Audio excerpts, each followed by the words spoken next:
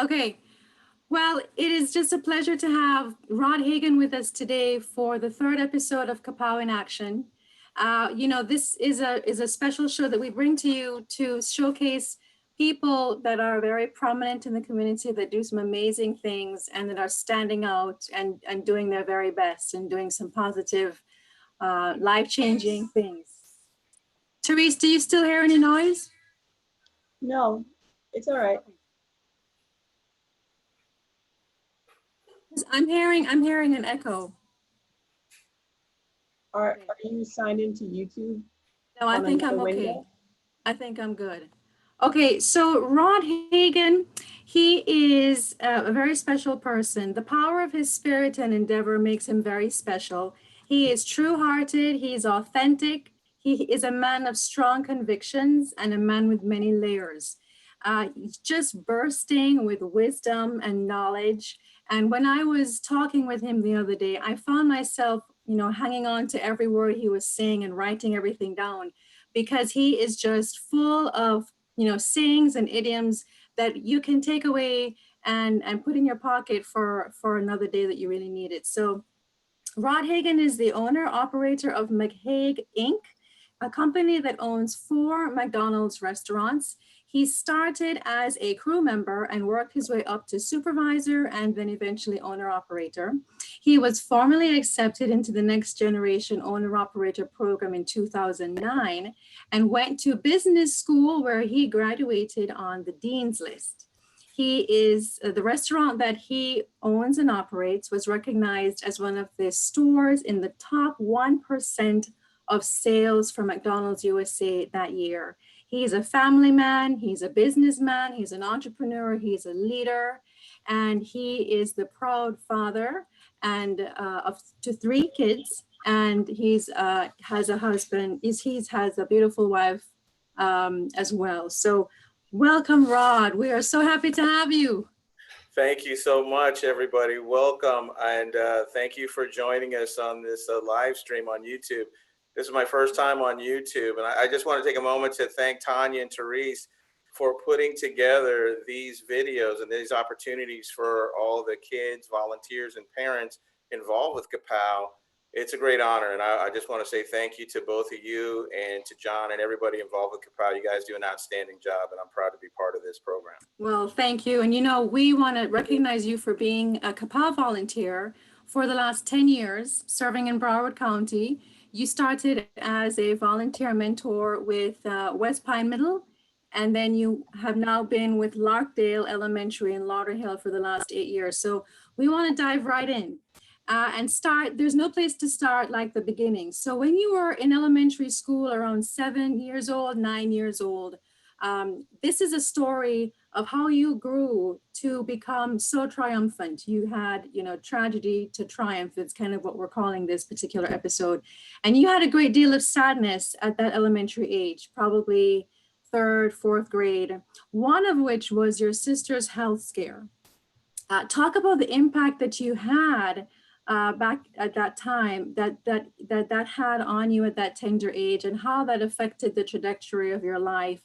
You had said that looking back, you were aware that those memories sort of followed you into the future. So talk about, that situation. Well, my sister Sonia, we were very close. We still are very close. And she suffered from childhood asthma and still has asthma. And I was very involved with sports, and I was playing baseball at the time. And we moved from Chicago, Illinois to Bellevue, Washington, which is a huge geographic change from, the central eastern part of the country to the far west. And if you look on a map, you'll see where Seattle is, and we lived in the Bellevue area. So yes, I'm a Seahawks fan. But Sonia, her asthma never really got any better, and it only was compounded in the springtime with all the pollen and stuff in the air. So at a Little League game, she just came back from the doctor. A game that was leading us into a championship run. she had a huge asthma attack, and it put her in a coma for 3.5 months. And you know, I was young. I was only like 9 years old, 10 years old, something like that. Um, and But long story short, I was left to my own devices while my parents were dealing with my sister. So I didn't know what was going on. When I found out what was happening to her, it was devastating that she was in the hospital and she wasn't the sister I knew anymore. And it wasn't like a quiet sleeping beauty type of coma. It was very scary because she was having all kinds of muscle spasms and stuff like that. So it didn't look normal. It looked very scary. And when my dad took me to see her in the hospital, I thought I was going to be this strong big brother and hold her hand and, you know, pray her back and all this kind of stuff. And you know, no, that didn't happen. I melted like butter. I couldn't stand seeing her like that. And, you know, but we were determined as a family. Um, there was medical advice to basically put Sonia away into some sort of facility where they could deal with it. And it was too much for us. And, you know, this is the kind of stuff my parents were hearing. And, you know, me only being a little boy in the background, hearing this was saying, listen, no way, she's coming home. And you know, my parents were already in that same mindset. So we brought her home and, you know, she was in what they call a banana boat, like basically a bed slash wheelchair, and you can tip it up. We were feeding her through a tube in her stomach because she could not chew. I mean, it was horrible. It was one of those things where you see somebody one day and then like, who is this person? You know, she lost a lot of weight. Um, you know, and she was a child prodigy. She played piano. She was on her way. She actually she already was composing music and did a piano recital for some lead musician professors at the University of Washington. She was on her way, and this happened. So it was a real big, devastating blow to the family. But to me, it was like I lost my best friend because, you know, quiet as it's kept, I'm always competitive, right? Especially with my sister, and we would always have challenges. You know, who was smarter and this and that. Of course, I always thought I was smarter, but reality is she was smarter than me. So, you know, now it was like, you know, what happened, right? So we have to kind of recalculate who we are in that moment. And at 9 years old, I didn't know how to do that. And my parents really didn't know how to deal with this situation with my sister and kind of keep me. But because I was a pretty decent student, and I was actually a very good student in my early years, you know, before I started acting a knucklehead. Um, they left me to stay with family and neighbors, and so there was a whole lot of lack of communication in that situation. So when it came down to, you know, how I responded, I was like feeling left out. I was feeling like somehow or another everything was my call, and that is the exact wrong thing for someone right before they become kind of a preteen to be thinking. You know, no, you need direction, you need help. And I didn't ask for it. I just kind of did things my own way. And that's kind of how I felt, but I also felt so sad and so helpless for my sister. So it was kind of weird, you know, and there were some things, and Tanya, you know, that there were some things prior to this that happened to me that kind of, this situation compounded that previous situation. Right. And so, you know, feeling lost is not a good place to be. So you asked me, um, how did that shape me going forward? I felt like I had to do everything myself. I felt like I had to somehow grow up faster than I needed to, and that I needed to figure it out myself, even though I knew I didn't know how to do that. I hope that Amazing. answers the Well, question. yeah, that did. You felt a bit lost, and you had to, you know, do everything yourself. And as a result of that, you ended up making some, you had said, bad decisions. So fast forward to 1986, you were living in Seattle, but your family moved to Fort Lauderdale, Florida, so your dad could open up and start his first McDonald's restaurants. But you, being the independent person you are, said that you were not moving with your family to Seattle, to Florida with your family. You didn't want to, as you said, flip hamburgers, you said. Mm, And so some things happened while you were in Seattle by yourself, one of which was you lost your job. And another thing was that you were homeless for about a month in the winter. yeah. And then what happened is you said that you had to write a letter to your dad to ask him to, if you could move back or move to Florida and be with him. And your dad had said yes. So a lot of things happened. You had said that you moved from, or you went from $13 an hour back in 1986 in Seattle to $3.50 flipping hamburgers, not even in your dad's restaurant, but somebody else's McDonald's restaurant. So talk about that whole experience and the realization you had when you were homeless for that month in the winter of 1986. And, you know, when your back was up against the wall, how did that feel? And talk about that whole thing that made you realize that, you know, you really can't do this on your own. Wow, that's a lot to compact in a couple minutes, but I did look at the question, and I've had a lot of time to think about the answer to this, because you're really the time frame we're talking about here, ladies and gentlemen, is close to 10 years, right? So from the time I graduated high school, and mind you, after my sister got sick, and like I had this feeling of I had to do it by myself, I I kind of acquiesced to just kind of following my friends and wanting to be accepted and wanting to be a part of, and just feeling like I belonged. And that, like Tanya alluded to, led to a lot of bad decisions, a lot of things that were contrary to good direction, right? I like to say good orderly direction, right? Notice the acronym GOD, right? You know, what's that spell, everybody? God, right? GOD, good orderly direction. I wasn't taking any, okay? So on my own devices, I set my own self up for failure, right? And, you know, I'm sitting here in hindsight today talking to you, letting you know that your past doesn't have to become your present, right? Or your future. You can make a choice in the moment to do something different. And yeah, it's going to be hard. Yeah, it's going to be difficult. But I didn't do that right away. So in this 7-year period, 10-year period, high school, I followed, you know, I got involved with some bad people doing bad things and substance abuse and whatnot. I stole a car when I was 15. And luckily I didn't go to jail for that. Right. So now we're fast forwarding into my adult years, like, you know, 19, 20, 21, right? 1986, I come down, you know, I figure out that homeless is not what I want to be, right? Because I always had a plan. I always had I had a scheme up my sleeve to make some money and be that guy. Because my plan was, you know, I wrote in my high school journal, I wanted to be a millionaire before the time I was 30, right? And I knew I had I felt like I had talents, but, you know, trying to choose which one to really hone in on was difficult without direction. So I kind of flip flopped. I was great at starting things and having great excitement and passion about this or that.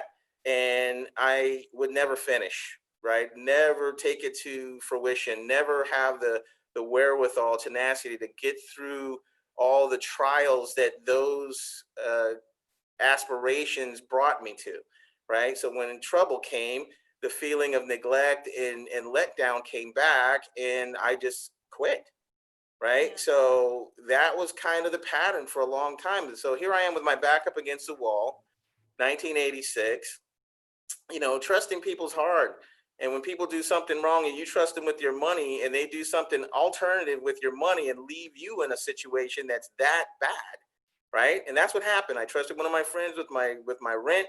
He didn't pay the rent because he wanted to go party, and, you know, didn't say anything to me. Or, you know, we had another roommate with us, and so my other roommate had family to fall back on. My family's in Florida. Where am I going?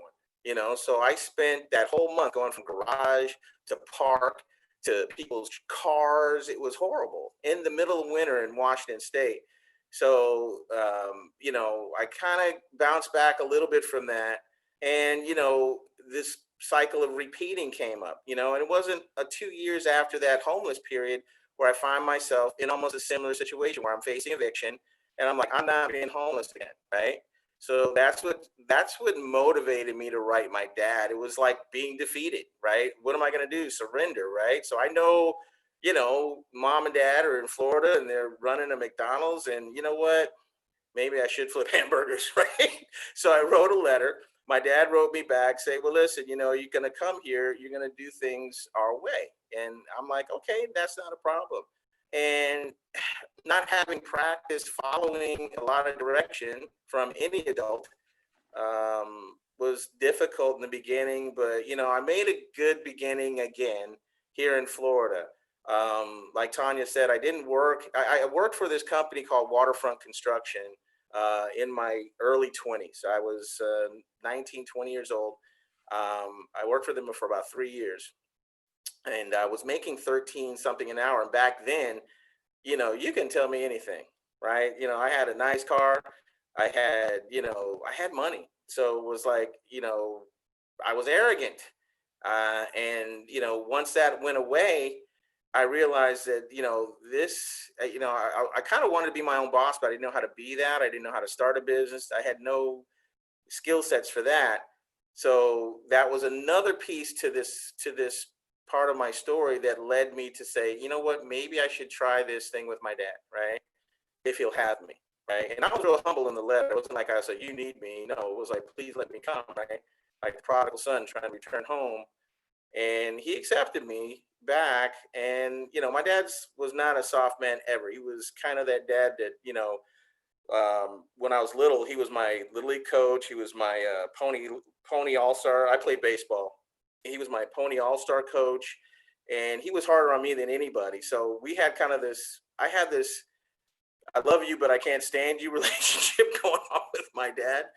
And today that's so different. I mean, he's my hero, man. My dad, and a lot of you who don't have a father at home or a mentor as a father figure, I understand that. That's another thing that kind of led me into KAPOW, because, even though he was hard, he was fair and he was loving. And, once I decided to kind of toe the line and walk on that good orderly direction path, things opened up for me. But in 1986, I wasn't quite ready yet. So when I came to Florida, I wanted to learn McDonald's business, and I wanted to learn it right. And I thought I was going to start working for my dad, but he had me work for another operator just a little bit north of us, closer to our home, because the stores he owned in the beginning that we still own are in Fort Lauderdale. So it was, that's a 35, 40-minute drive from where we live. So, hey, why don't you learn the ropes here? And I started out as a crew person. So when you say $13 an hour to I was making $3.50. Like I said, I had a humbleness about me. I know I wasn't going to make any money, but I was really focused on learning the business, the nuts and bolts and all that. So talk about that, Rod. Talk about when you actually did start to work at McDonald's. You were fast-tracked in about 3 months from crew member to supervisor and then store manager. And that was like in lightning speed, only in about 3 months. Yeah. How was that experience for you? Because you said that you were kind of like, McDonald's by day and gangster by night, and you didn't realize what you had in your hand. So probably in like about 2 minutes, because I have a ton of questions, and I know that we're going to encourage those who are watching. I see some comments coming up on our chat. If you have questions for Rod, please ask, because this is your golden opportunity to ask, this amazing volunteer and mentor some questions that you probably won't have another chance to ask. So tell us, Rod, how was that for you being fast-tracked so quickly? Well, you had said it was good, but then you also struggled. Well, let me talk about the good first, right? Normally you start with the bad news, then tell the good news, but I'll tell the good news and why I was struggling. I wasn't struggling because, opportunity wasn't there, right? And I've messed up a lot of opportunity, ladies and gentlemen, a lot of things that I should have done and could have done and didn't, and I know this question is coming up, so I won't allude to that too much. I'll let Tanya ask a question and answer what, some of the things I passed up on. But in that time, I was determined to succeed. So I was going to go to McDonald's. I was going to be the best employee, because I didn't really know what my dad's plan was. I knew what my plan was. And my plan was to just basically do right, because I had been doing so much wrong in Washington. And I was trying to run away from, I thought the trouble was back in Washington.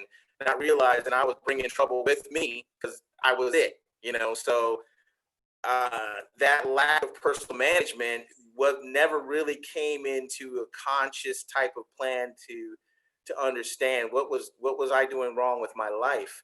I always thought it was outside of me, people, places, and things outside of me that caused me to do wrong things or to be in bad situations, if you will.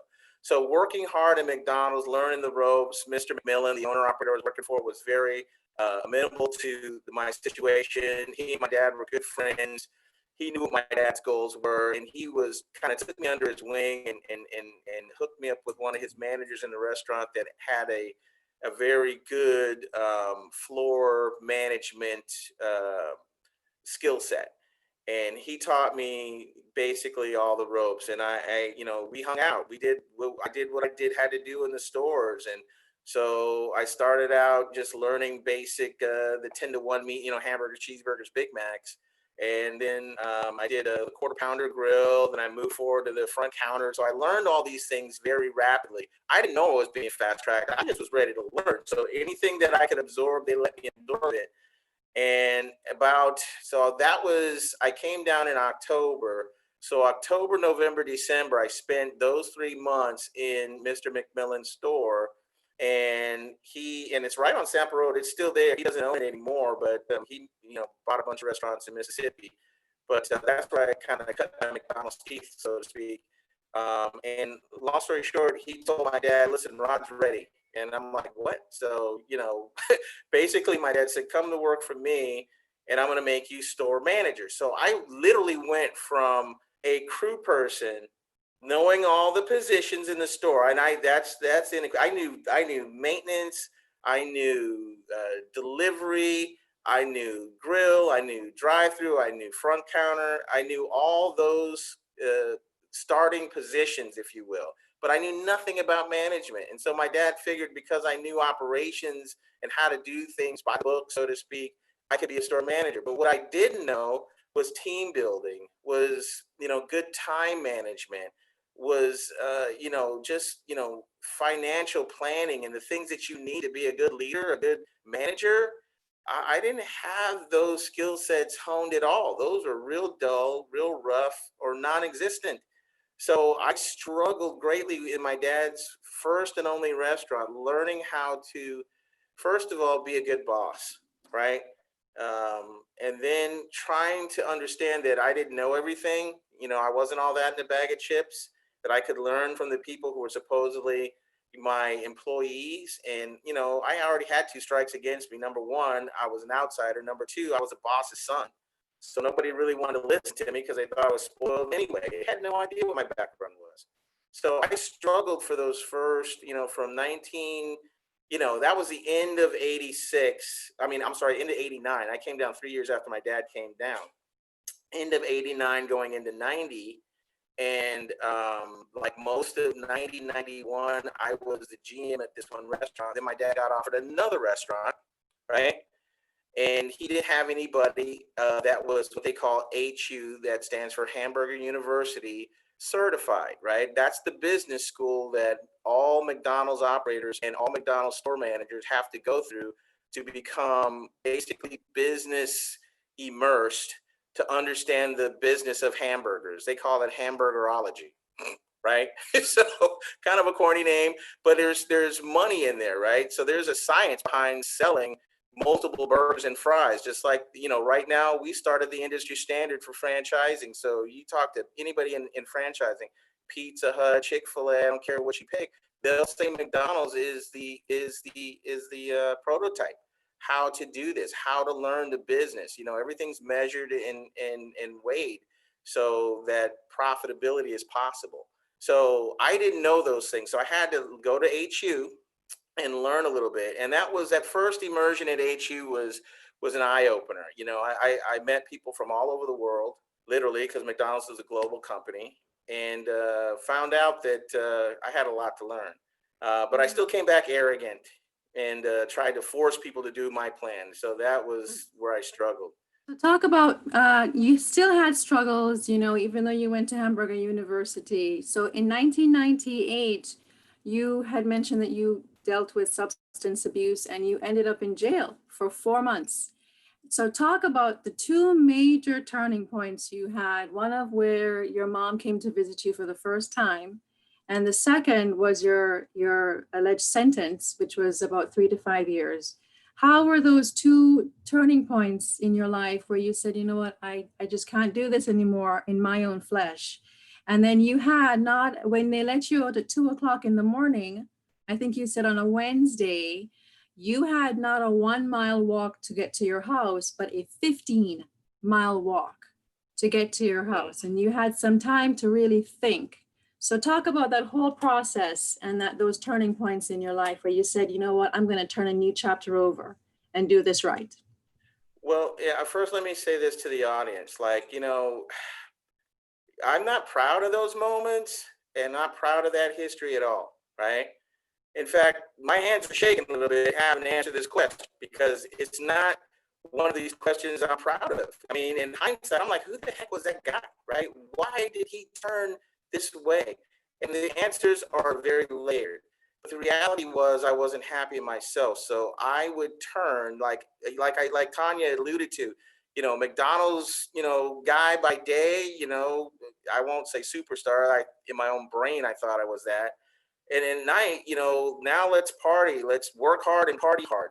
And that pattern, at first it was all good, it was fun, whatever. I met a lot of different people, and some of those people were up to no good, and it just got worse and worse and worse. And so, not having any filters at that time, any real good personal discernment or public discernment for that matter, or social discernment, I made some very bad decisions and ended up in an addictive cycle. And that addictive cycle led me into more bad decisions, obviously, and right straight into the arms of Fort Lauderdale police. And I'll never forget being, put in the back of that police cruiser and being told that, you're a junkie, right? And I was like, what? Right? I didn't want to hear that. And I spent those early days in Broward County Jail in the worst possible cells, being threatened, wanting to die, right? And just, it was horrible. And, by the time my parents came, my mom, as Tanya said, came to visit me, I was already spiritually crushed. There was nothing there for me. My back was up against the wall, so to speak. I wasn't trying to find an exit. I was just like, okay, let it crush me, right? Whatever's coming, I'm just going to accept the consequences, right? And I basically said, I don't care, right? And my mom came with her office assistant, who was a fabulous woman. And, I'm thinking it's just going to be her, but then she, that was, I didn't really say this to you in the beginning, but when Maggie came with my mom, it added a whole nother layer of disclosure to who I was, right? Because I'm thinking I'm hiding these things from people. And the reality is everyone knew, right?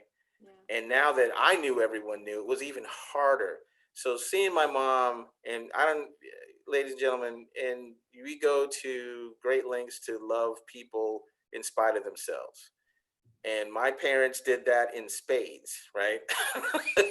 They, you can put an exponent on that of about 10, because they went out of their way to let me know that, you know what, you're messing up, but we're still here for you, right? Now, I didn't do anything violent or anything like that, but I did do some very untrustworthy things, some things that would make anybody turn away from me forever. And they didn't do that. And so when she came to the jail with Maggie, and she didn't see her son. She saw her son in a cage, and she couldn't see that. And that's the first time I saw my mom really sob openly, other than the time when Sonia got sick. And I just couldn't believe I was the cause of this. And so, of course, I'm sobbing. And Maggie's talking to me going, Rod, what are you doing? You're a good person. Why are you behind these bars? Why are you in this? I can't believe this. We love you, right?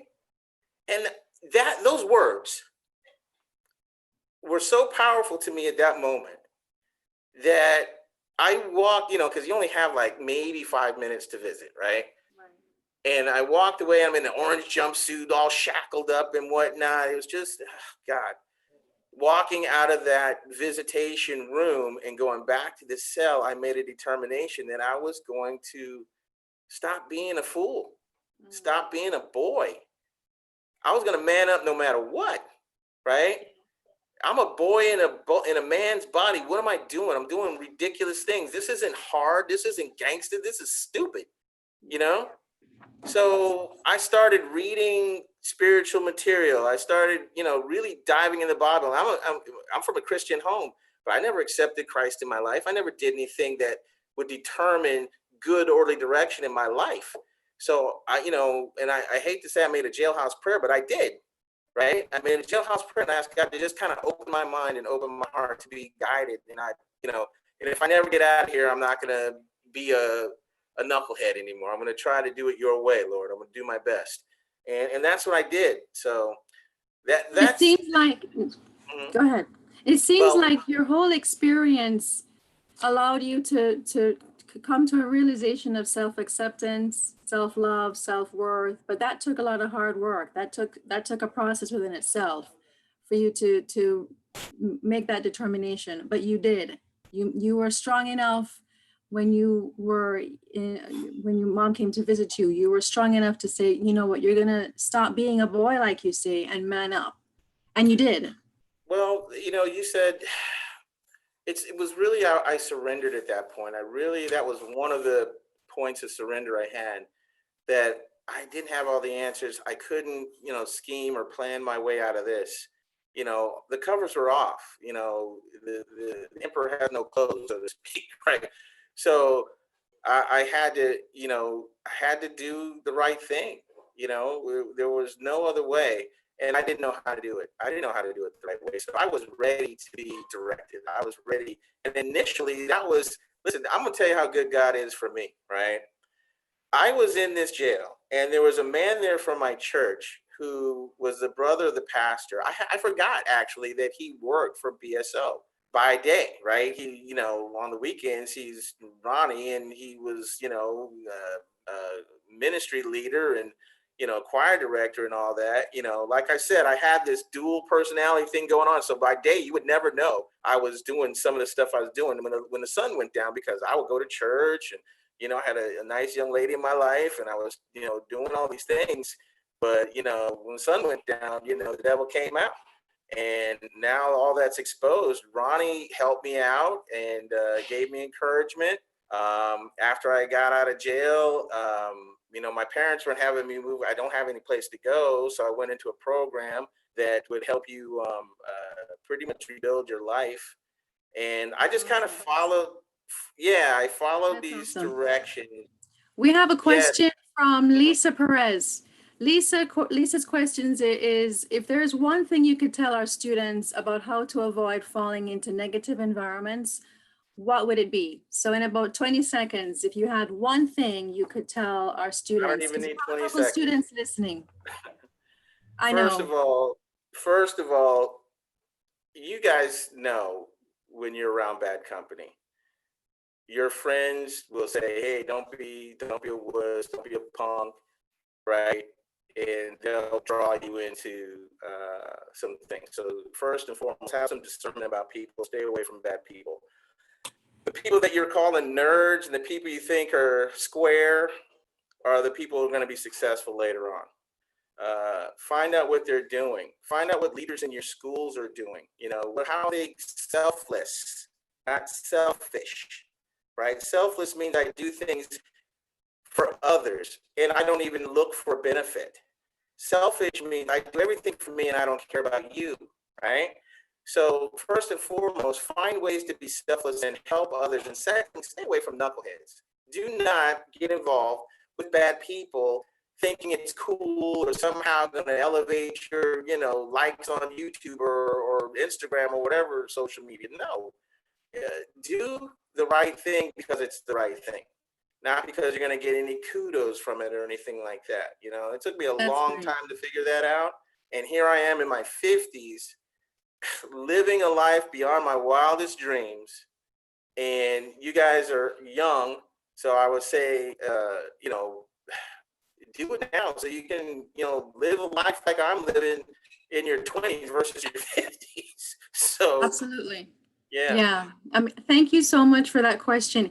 What we would like you guys to do, if you're commenting on the chat, is tell us the school that you are, from. We'd love to shout out all of our schools out there. And if you are any business partners, let us know the companies that you're from. But keep those questions and comments going. We want to hear from you because this is interactive. So Rod will be answering your questions. We'll try to get to as many of them as we can. So Rod, we're fast forwarding now in time. You are now, turned over a new leaf, you're clean. You had your rebirth date and you are now, had to go through a lot of what you call wash, rinse, and repeat. And you went to Hamburger University where you could figure out that you could be an agent of change. And you grew your empire of McDonald's from one restaurant to 4 restaurants. So talk about your strategy. How did you grow from 1 to 4? How long did it take you? And what was your secret sauce for getting so successful in a period of time? How did you do it? Well, my dad's the operator at this time. I'm not an approved operator yet. I'm going in this time frame Tanya's talking about. I am going through what's called the next gen owner operator process. So to give you full disclosure, the growth happened because my dad had someone on his team that was excelling at leadership. And there was a few of us, but I was the main one, right? So that growth, I had a lot to do with it, but he's the approved operator, so I don't want to take anything away from my dad's legacy at all, because he's the one who started this. And we grew to 2 stores because I went to HU and did really well. Then we got 3 stores. We had as many as 6 stores at a time, but one store closed because the location was bad. The other store closed because it was inside a Home Depot, and they exercised their contractual rights or whatever. And all McDonald's everywhere in the Home Depot is closed. So we lost those 2 restaurants. But now we have 4 because we built another one just a few years ago on Davie Boulevard. But anyway, let me tell you what happened, because when I was going through that change of, like I'm clean. I'm living my life. I'm married. I have a daughter who's 17 now. At the time she was like 5, or I can't even remember exactly. I'd have to think a second, but I'm a dad now, so I'm trying to be successful. My focus is on being successful so I can, leave a legacy for my kids, right? And I only way I can do this through showing the leadership McDonald's Corporation was looking for from Larry Hagan's son. My dad is getting up there in age. What are we going to do with these restaurants if Rod Hagan is going to take it? Larry, you're going to have to sell these stores, or Larry will figure out who we're going to sell these stores to for you, right? So I was given an opportunity again that I didn't pass up this time, to see the forest for the trees. And I went wholeheartedly into the next gen owner operator training process. And mind you, my dad didn't have this opportunity when he first started. So it was a little different process for me. Now, when he started there, you kind of trained from, from the people that you partnered with, you networked with other operators that you learned from before they approved you. I had a chance to learn from some of the corporate's best. So I was partnered with the VP of the whole Florida. And it wasn't just me, it was quite a large group of us from Florida that were next gens. But this gentleman took, I would say, somewhat of a special liking to me, because we had a bad review. It's the only bad review my dad ever had. We had a bad review, and he wasn't eligible for growth and rewrite. And that made me angry, and it made him even angrier. And I'm like, because other people were in charge of some of the decision makings at this time, because mind you, trust in anything I had to say. There was no, well, yeah, let's do Rod's plan. No, and I wasn't used to that, right? I mean, well, all my plans kind of ended up in, the dirt, so I can understand why he wasn't listening to me. So that wash, rinse, repeat was like, hey, I got this idea, but no one was listening to me. So I was going through this cycle of feeling neglected and feeling left out just as it was when I was 9, 10, 11, all those years, right? And I was like, well, and yeah, I was angry about it, but I didn't let it stop me from doing the right thing. Yeah. Did I have issues with my dad during these times? Yes. But I didn't let it stop me from building the bridge between us, right? Because there was a mile-long gulf between us, and I needed to let him know that I was on his side. But the only way I could do that was by kind of like just following the direction, not rocking the boat too much, and figuring out a way how to communicate up to his level, right? So I'm down here, he's up here, and here I am going, hey, I got a plan. He's like, forget you, I'm up here on the plateau, right? How do I do that? So here's another hint for y'all about leadership. It's not just about talking down to people or talking to your employees, so to speak. It's about communicating up to those who have what you want or have what you need or desire, right? How do I let him know that I'm here for him? I can help him. Can he reach down here for a minute and let me come up to him? This is my dad we're talking about. This isn't some mentor or some boss, right? Even though he was both. So what I had to do is figure out through my training through through HU, excuse me, going through that, how was I going to make him listen? And going through the next gen process, I was learning even more. So the supervisor he had at the time was kind of blocking some of the things I was trying to do. So the next gen process actually gave me a chance to kind of push this person to the side and let me run my numbers in my restaurant with my store manager. Talk about legacy. We have a couple more minutes left. Yeah. So when you finish, talk about legacy, and we're going to talk about how that is important to you. I'm getting there because this is 10 minutes left. This is important. Oh, we only have 10 minutes left. Okay, I got to hurry. Okay, so in the restaurant, without the supervisor, I was able to do my plan, and we got phenomenal results. And now the ears of those who are above me are open, and I started real small, little drip here about what I wanted to do, not telling but asking. Is it okay if I can do this? Right? I think this is good to do because these are the results that we're expecting. And now, because I had somewhat of a track record, I could point to that track record and say that if we do this, we should get these results. Because see, I did it over here already. So let's try it in this restaurant, right? And before long, what happened was the company McDonald's Corporation saw our sales, and I had no idea. I wasn't even really trying to measure what we were doing against the market. But in our market of, let's just call it Broward County, but it was really Miami-Dade, right? The store that I was in, they went through a remodel process. And we had started this trend before the remodel. But once the remodel hit, it exponentially grew. Our sales and transactions shot up by like double, triple digits. And we were plus, we went through a period of like 3 months where we were plus 85%, 90%, 117%. This is like ridiculous. It's like unheard of. So that's what got the attention of corporate headquarters, and they sent the chief operation officer to come check me out. They sent the store out, but really it was about who's in the store.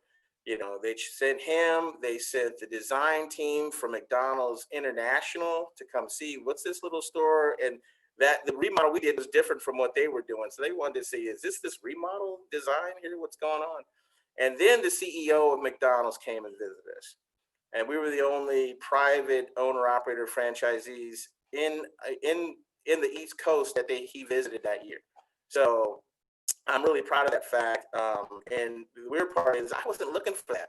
I was just trying to get my dad to listen to me, right? That's awesome. Yeah. So Congratulations. In the end, we were 1%. One single restaurant was in the top 1% of sales in the whole country for that whole entire, it was really long, it was like 18 months, right? And so they used our store as a example of what a remodel should be to get other operators to do this program called MRP. And they had our store there, and I was sitting in the picture with it by the American flag, and it just felt like redemption. Congratulations on that. Yeah, it was a lot of trouble. My wife. Talk about your legacy now. Why is that so important to you, given your history? Define what legacy means for our students, because we have a challenge for them. I want to make sure we get this challenge to the students. What is legacy to you, and why is it so important? Well, legacy is doing something in the present to make a path forward for the future, for those who you love or those who you care for or who you work with, to give them a leg up or an opportunity. And legacy just means I don't want my history to be bad. I want my history to be good, something to be looked up to. I want my history to mean something to somebody. You know, a lot of people say I want to be remembered. You know, I could care less about being remembered. You know, I want my legacy to create, you know, if I have an apple tree, I want that apple tree to be an orchard or two or three or four. And that, you know, maybe they won't remember that single seed apple that started this whole orchard, right? But there's an orchard there. And that's what legacy means to me. So we have a challenge for our students that Rod and I came up with. We would like the first 5 people, whether you're a student or an adult, to submit, and we'll give you the information below, to submit your legacy in 50 words or less.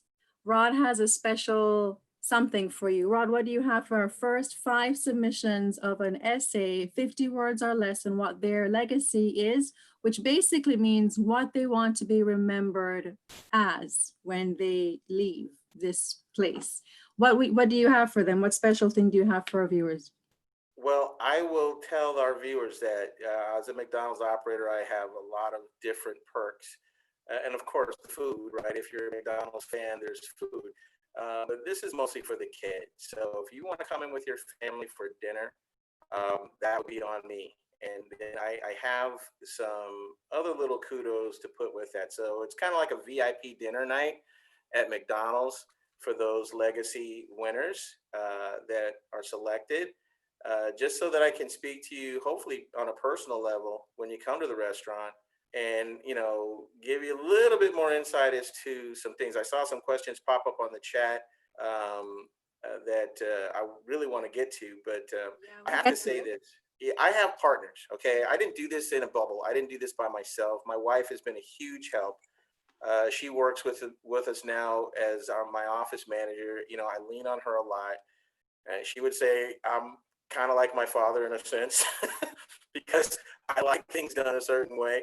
But she really helps out, and she's been through a lot in this process too. You know, we lost a child during all this, right?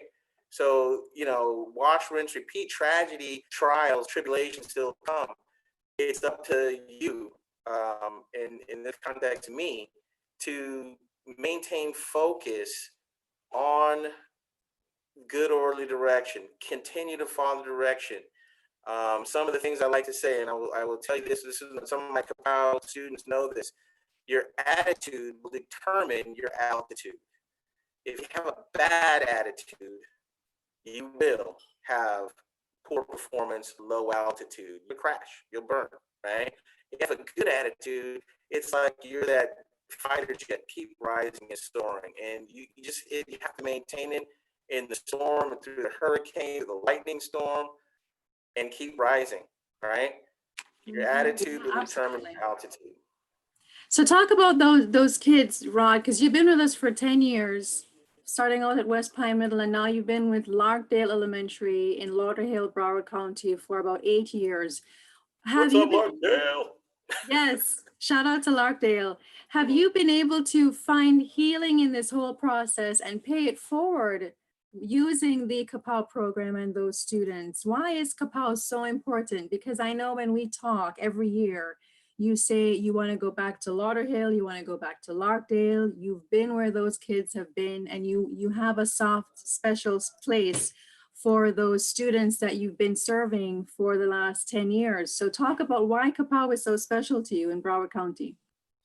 Well, you know, I got involved with KAPOW during the time I was going through the owner operatorship approval process, right? The next gen process I talked about.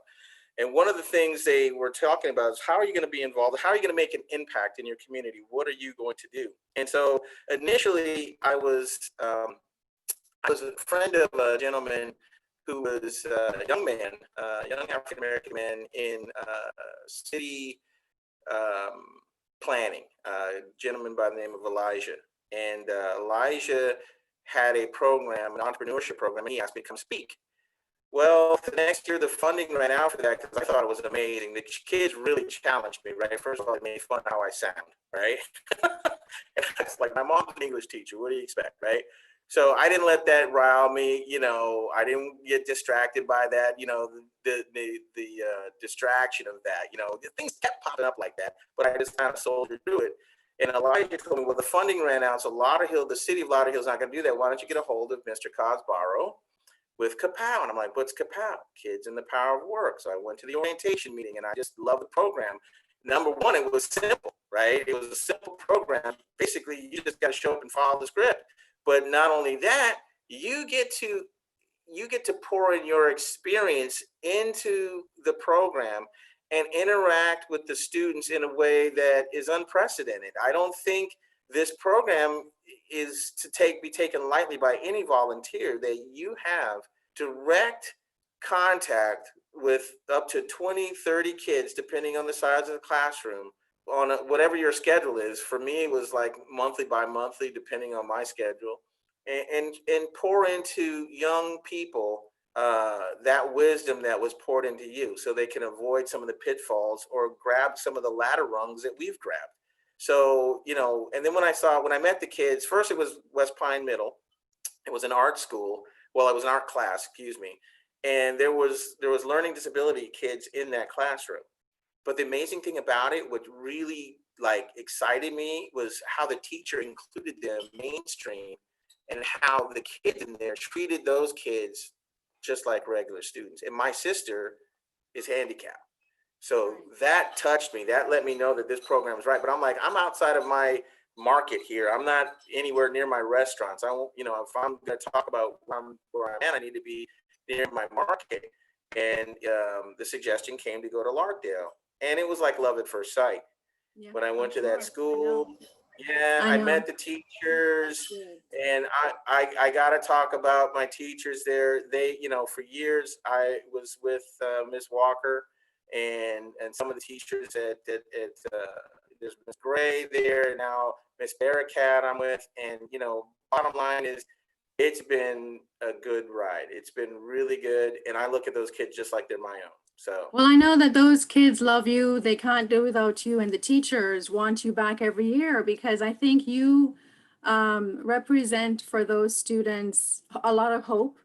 What you share with them, and the bits and pieces of your story that you do share with them, they can't get enough of you. And I've heard that from the teachers as well. And I know that they see you almost like a rock star and their hero. So we thank you for being there for the kids and paying it forward. We have a question from Jaden Gayton. Jaden asks, to give some perspective on owning a restaurant versus owning a hotel. And you have about 30 seconds to answer that question. Owning a restaurant versus owning a hotel. What's your perspective? Okay, so, I've had this question before. It's funny because I have a friend who wanted to be a franchise owner of a small, well, it's not small, it's owned by a big company, but like a Days Inn kind of thing, right?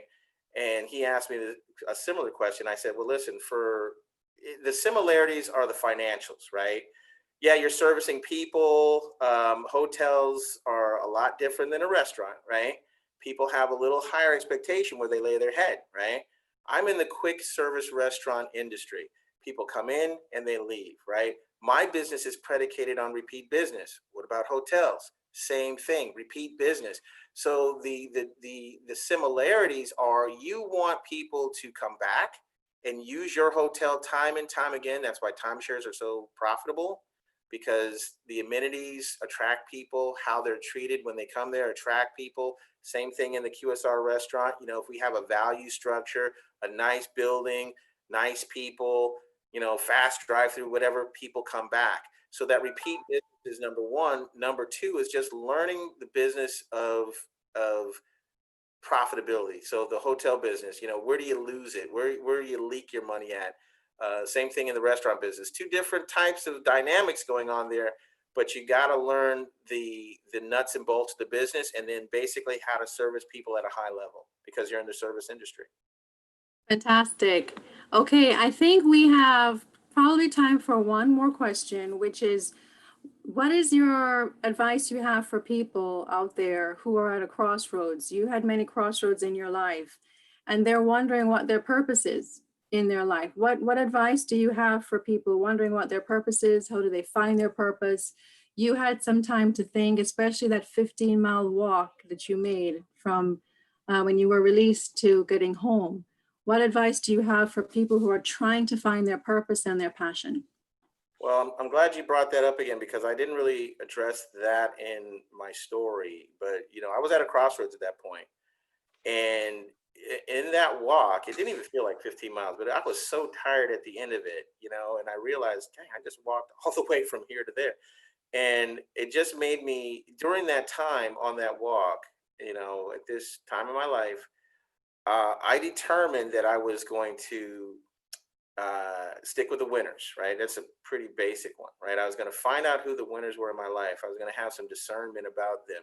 I wasn't going to sit there and try to Google them and find out all their background and stuff, but what are they pouring into me? Because everybody makes mistakes, and you can make a decision right now that what I'm saying is not worthless because of you heard my history, but no one knows the next person's future or their experiences, right? So, I take what I can from people, what they give me that's positive, and I try to fit it in my life if it's supposed to be fit in. Like I'll give an example.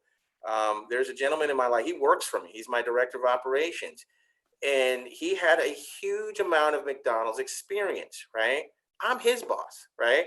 But I'm an owner operator. But I've never run 50 restaurants. He's run 50 restaurants. I'm trying to learn from him.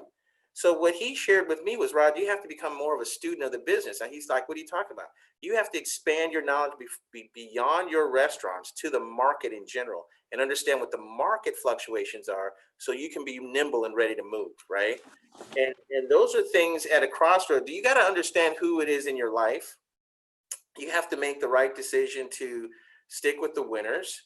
And you have to create a doable plan, a realistic plan, something that you can do, like small baby steps, right? No one eats the whole pizza in one bite, right? You cut it into small slices and you take a small bite of that slice, right? So think about your overall goal as the pizza and your objectives or your action steps as the slices, and then the tasks to accomplish the objectives as the bites of those slices, right? So some of the tasks are, right, the perception of our business wasn't one of now I'm in a position where, I can grow because we've changed perception of our business when it comes to, kind of a macro thought, like can the Hagan organization grow to 10, 15, 20 restaurants? And today the answer is yes. So the crossroads for me was determining that I could be that person. The crossroads for me was like, where do I start and who do I listen to, right? And put myself in a position to be listened to, right? And just stop making bad decisions, as best in my ability. Well said. Well said. Well, thank you so much, Rod. I think this was amazing. I personally wanted to get your story out there. I think it was important that you share what you had to share, because there are people out there, young and old, who have gone through some similar situations and haven't been able to find healing like you. And just to see your life unfold over the years and grow into such a triumphant, successful businessman is very assuring and comforting to many people. So I want to just thank you for being here and taking the time. I know you're super busy, but again, for our viewers, do not forget to submit the first 5 people who submit their legacies in 50 words or less. The instructions are going to be on the link below. We have a special worksheet for you as well.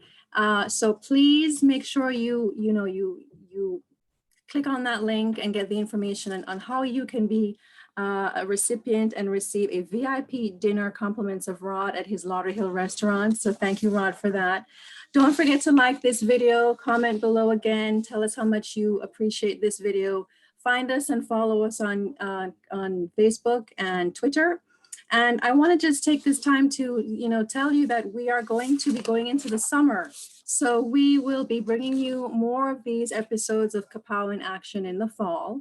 And when the new school year comes, we'll be, ramping up with more interesting personalities like Rod, who have done extremely well and outstanding things and positive things in the community.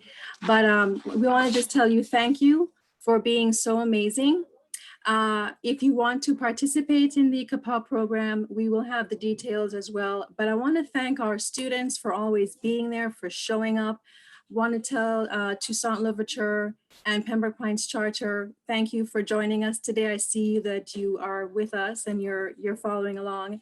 And if you want to volunteer, contact us. The importance of volunteering and being a mentor is greater now more than ever, because our kids need you. So if you're watching this video and you're inspired by Rod, check out our other videos that we've done and contact us and find out how you can get involved in this amazing KAPOW program, and we will get you connected. So thank you again, Rod. Much love to you. It was fantastic. I hope you had a good time. I sure did.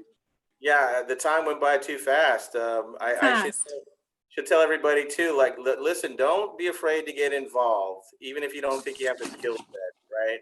I'm on the board of Broward County Boys and Girls Club as well, and I'm also a scout dad. They're really trying hard to make me a scout leader, but that's another thing that I'm passionate about, the outdoors. And those things help hone you and make you a better person as well. So well said. Thank you so much. All right, everybody, we'll see you soon. Stay tuned. We'll be back in the fall for more amazing episodes of KAPOW in action. Take care. Bye, Rod. Bye, everybody. Bye, everybody.